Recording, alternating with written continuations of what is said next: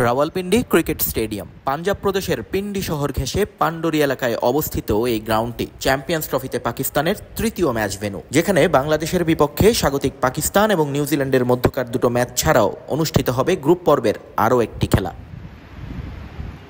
আইসিসির এই ইভেন্টের আগে সবগুলো ভেন্যুকে নতুন করে সাজিয়েছে পিসিবি। বাদ যায়নি পিন্ডিও। দর্শক ধারণ ক্ষমতা 15,000 থেকে বেড়ে হয়েছে 18,000। গ্যালারিতে বসেছে দেশটির পতাকার রঙে সজ্জিত চেয়ার, নতুন রঙের ছোঁয়া পেয়েছে সবগুলো এনক্লোজার।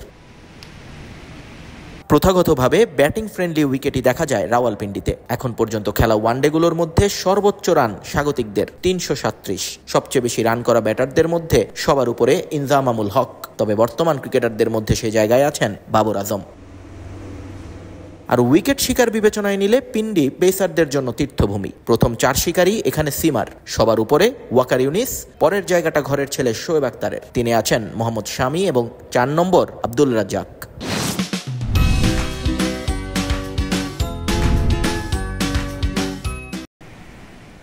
রান প্রসবা এই গ্রাউন্ডের বাউন্ডারি কিছুটা ছোট, 60 থেকে 70 মিটারের মধ্যেই থাকে বাউন্ডারি লাইন। অনেক বেশি রান আসার এটাও একটা কারণ। চ্যাম্পিয়ন্স ট্রফিতে বাংলাদেশ নিউজিল্যান্ড ম্যাচ দিয়ে শুরু হবে এই স্টেডিয়ামের মিশন। তার আগে এখন চলছে একেবারে শেষ মুহূর্তের প্রস্তুতি, চলছে ধোয়া মোছার কাজ। মেঘ বৃষ্টির খেলার মাঝেই উইকেট তৈরির কাজ করে যাচ্ছেন গ্রাউন্ডস কর্মীরা। নিরাপত্তার দিক থেকেও টপ নচ রাওয়ালপিন্ডি।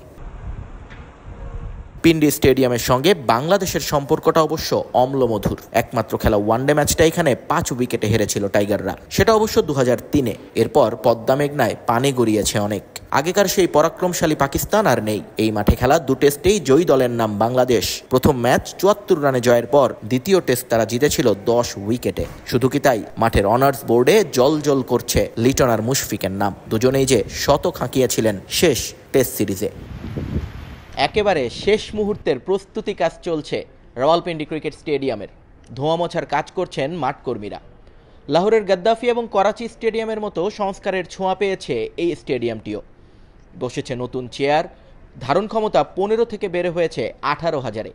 তাদের অপেক্ষা এখন চ্যাম্পিয়ন্স ট্রফির অভিষেকের জন্য, যেখানে অংশ নেবে বাংলাদেশ এবং নিউজিল্যান্ড। রাওয়ালপিন্ডি ক্রিকেট স্টেডিয়াম থেকে নিয়ন মোহাইমিন, সময় সংবাদ, পাকিস্তান।